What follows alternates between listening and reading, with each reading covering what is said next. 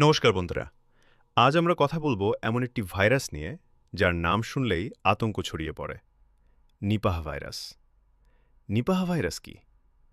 Nipah virus একটি অত্যন্ত বিপজ্জনক সংক্রামক রোগ, যার প্রথম সন্ধান পাওয়া যায় ১৯৯৯ সালে।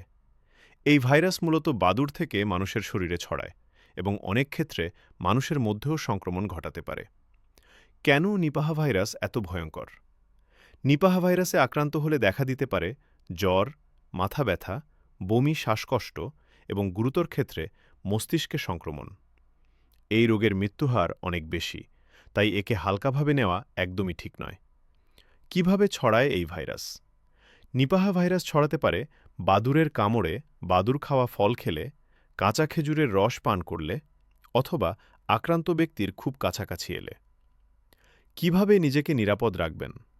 সরকার ও স্বাস্থ্য বিশেষজ্ঞরা বলছেন, ভালোভাবে ধোয়া ফল ছাড়া কিছু খাবেন না। কাঁচা খেজুরের রস এড়িয়ে চলুন। অসুস্থ মানুষের কাছ থেকে দূরে থাকুন। জ্বর বা অস্বাভাবিক উপসর্গ হলে দ্রুত ডাক্তার দেখান। ভয় নয়, সচেতনতাই সবচেয়ে বড় অস্ত্র। সরকার ও স্বাস্থ্য দপ্তরের বার্তা। স্বাস্থ্য দপ্তর পরিস্থিতির ওপর কড়া নজর রাখছে।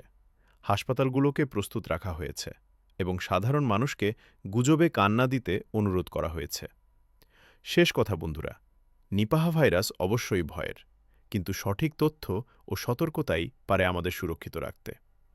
এই ভিডিওটি শেয়ার করুন যাতে সবাই সচেতন হয়। আমি আবার আসব এমনই গুরুত্বপূর্ণ খবর নিয়ে। ধন্যবাদ।